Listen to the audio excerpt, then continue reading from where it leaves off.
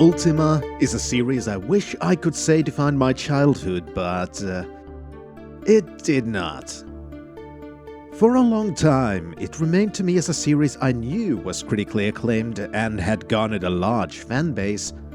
But for me, it remained as a series I was curious about and read about them on the pages of gaming magazines. Yes, indeed, the ones that were printed on paper. The first one I ever got to play myself was Ultima I, and while I enjoyed it, it did not light a fire inside of me, nor did I understand what all the hype was about after playing it. Then I borrowed Ultima IX from a friend, and, well, let's just say that did not end well. Years passed, and I finally was able to play all of them. And when I did, I finally understood. It was like a veil had been lifted from before my eyes, and I could see clearly. Ultima is genius. Except when it's not. In this series, I want to share the experience I had, and explain what has now made Ultima so special to me, and why the experience of playing them will remain with me for the rest of my life. So, without any further ado, let the journey into the mystical land of Sosaria begin. Oh, and I will spoil the entire game, so spoiler alert.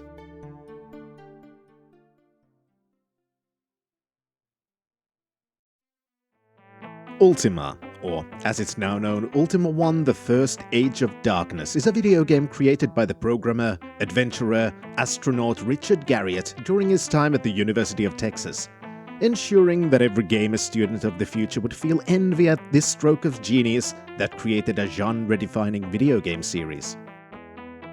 The setting of Ultima can best be described as the wet dream of every early 80s high school nerd.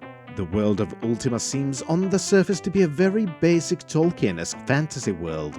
Castles, kings, imprisoned princesses, orcs roaming the lands, and ominous dungeons littering the landscapes. But beyond the surface... a space shuttle? What? Ultima tells the story of the stranger, or the noble one as they're described in the manual, a wandering hero who acts as the avatar of the player as they roam the lands of Sosaria, a once prosperous and pleasant realm that has been thrown into chaos and ruined by an evil wizard Mondain. Mondaine's reign of terror has released hordes of monsters onto the land and opened up dungeons full of dangers, but also riches for the intrepid adventurer who dares venture deep into the dank depths. As long as they remember to buy food before leaving the villages. It is up to the adventurer to finally free Sosaria from this desperate situation, which one might call let me think, an age of darkness. Yeah, that sounds good. What makes this task more than just the run-of-the-mill kill enemies, get loot and experience, go shank a wizard in the guts is Mondaine's secret weapon. The Gem of Immortality. Thus, our hero has a great problem before them. How do you kill someone who's immortal? Why, it's obvious. You get a time machine to go back in time, break his unfinished Gem of Immortality, and shoot him with a blaster rifle until he turns into a pile of ash. I mean, what else could you do? Before starting the game, you get to create your character. There's a certain amount of points you can add to different stats. You can choose your sex, your class, and your species. Each of these can give boosts to specific stats, and I'll be honest, I'm kinda curious about what the heck is a bobbit. A legally distinct hobbit, most likely, but still, I mean, the manual doesn't help that much here. Ultima is, by today's standards, very basic. The overworld is a classic tile-based top-down perspective where you occasionally encounter enemies and travel from town to town using different means of transportation. Villages act as your hubs where you purchase supplies and new, better gear, while castles are your source for quests. You control your little avatar completely with the keyboard, and the controls are quite extensive. Almost every character on your keyboard does something, and they even make complete sense when you think about it. For example, some of the commands are A to attack, B to board a vehicle, C to cast a spell, K to climb, and Z to see your stats. Okay, they mostly make sense. Each castle gives you a unique quest, and completing some of these are mandatory, as you will receive clues and gems needed to activate the time machine that is needed to travel to the past to finish off mundane. The quests themselves are fairly basic. The non-mandatory quests require you to travel to a specific signpost on the overworld and then return to get your reward. Whereas the, let's call them main quests, send you into the dungeons to kill specific enemies, each being deeper than the previous. The signposts also serve another very important function, as they are the only way to increase the stats of your character. Leveling up with experience instead changes the wares the various stores across the world have for sale. Starting from basic medieval weapons and armor and transportation methods such as horses, and at the later levels to powered armor, flying cars, and the aforementioned space shuttle. Thus, the beginning of the game is often spent wandering around the first continent, gaining gold and experience so you can eventually explore the rest of the world properly. But this subversion of the traditional leveling trope also means quite a bit of your time is spent sailing or flying from one signpost to another just to max out your stats, because why wouldn't you? Yeah, it's not the most interesting thing to do. There is also a signpost which gives you a stronger weapon than the last every time you visit it, starting from daggers and such, going one at a time stronger, culminating in weapons like the light sword, a phaser, and finally the ultimate weapon, the blaster rifle. There are numerous dungeons which you can explore in a first-person wireframe view, the layout of which are randomized on each playthrough but always follow a 9x9 grid. It is also completely useless to go to any more dungeons than one, since every required enemy type for the quests can be found in every dungeon, as long as you go deep enough. So to best spend your time, it's recommended to just choose one dungeon to map and explore. The other use of dungeons is gaining more health. In Ultima, health is a resource just like food. You don't gain it passively, and you can't heal yourself in traditional ways like spells. Instead, health points are acquired in two ways. Either as a proportional share to the enemies you've slain as you exit a dungeon, or by tithing money to one of the kings. Yes, have my money. I'll take a bag of health, thank you. After maxing out your stats, or at least raising them to as far as your patience can handle, it's the perfect moment to finally tackle the enemy slaying quests. For this, some preparation is good to make the task so much easier. For example, near the dungeon Montor on the first continent, there are two towns, the town of Britain and the town of Pause. One of them sells a spell Ladder Up, and the other Ladder Down. These can be used to effectively skip exploring certain levels of the dungeons when you just want to go further down, or leave the dungeon when you're ready. Each of the required enemies can be found on two levels of the dungeons. For example, the gelatinous cube can be found on levels 3 or 4. And, one thing I forgot, it can eat your armor. So while it means you will take much more damage, it's likely the best to unequip your armor while on those levels, or this might happen. The Carrion Creeper, on the other hand, is on levels 5 and 6, the Lich on levels 7 and 8, and the dreaded Balron...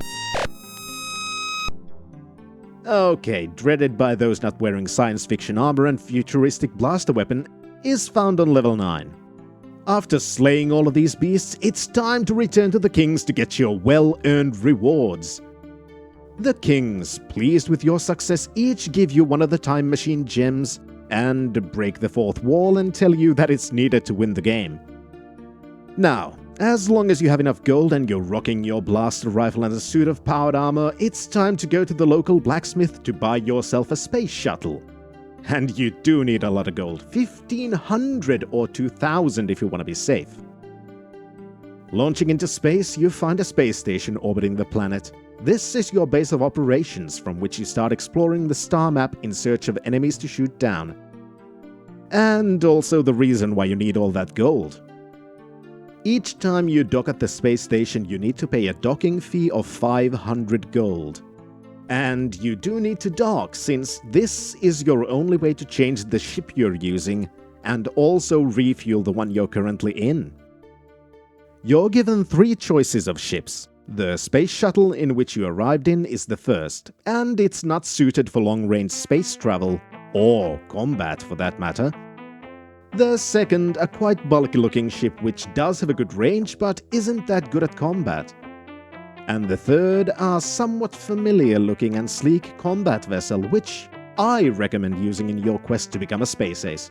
Just be sure to have at least 500 gold when you leave for your final outing in this vessel, since you need the gold to get back into your space shuttle, which is the only ship capable of entering the planet's atmosphere.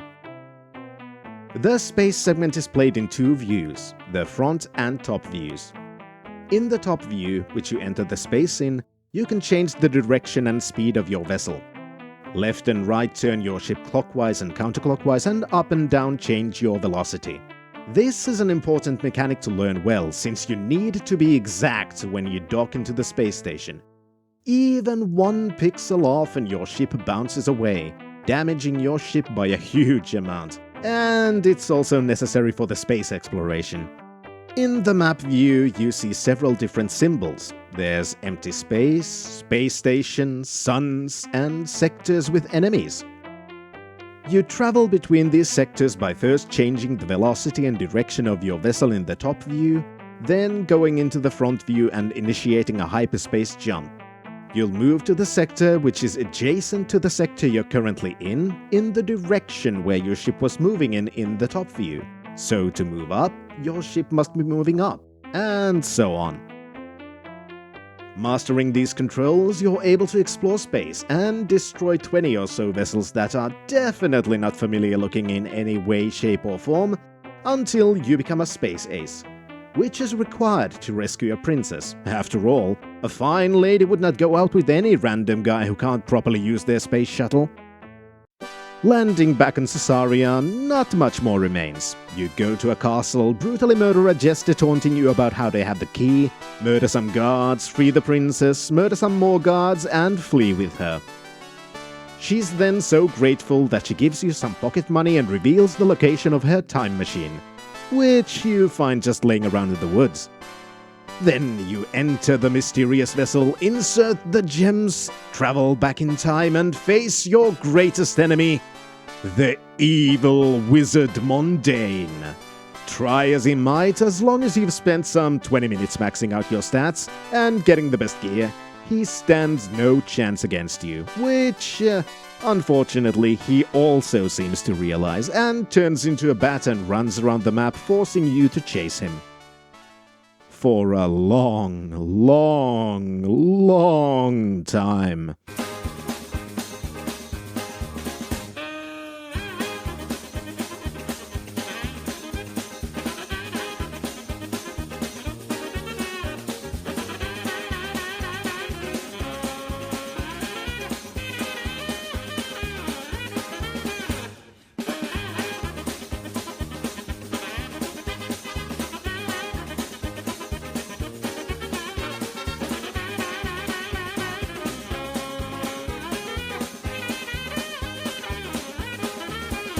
Worst of all, if you're like me and forget to actually destroy the Gem of Immortality, he keeps resurrecting until you do. Albeit, thankfully, not with max health. When the chase is over and you've brutally slain your foe, you've finally won and are given a congratulatory message explaining how you've saved Caesarea and the denizens of the world are eternally grateful for your feat of heroism. While the game doesn't seem that amazing mechanically, what it is a fantastic relic of computer RPGs. This is where many of the CRPG tropes began, and this game and the later games in the series inspired many games and franchises, and as such, Ultima is an important part of gaming history.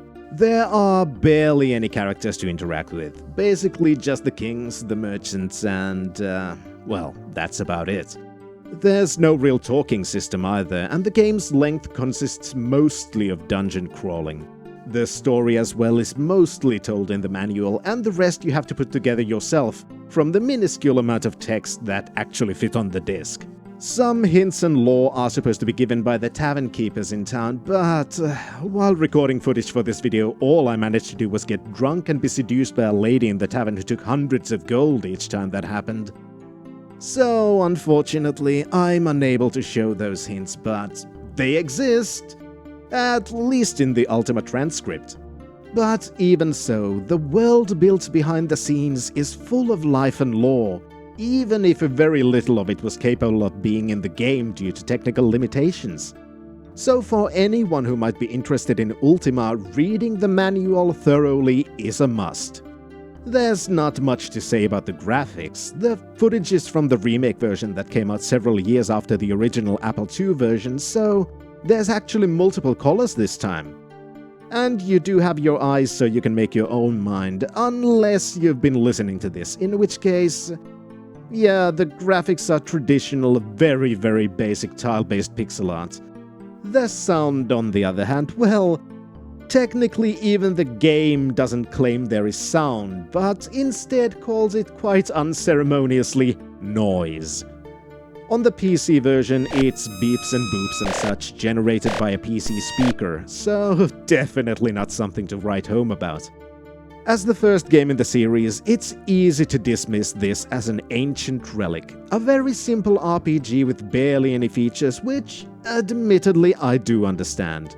But as an important piece of gaming history, it's more than worth it to experience a game that acted as a template to a genre that has evolved into something great with so much variety. So, thank you so much for watching, and until next time when I tackle my journey through Ultima II. So, until then, Fintrovert, signing out.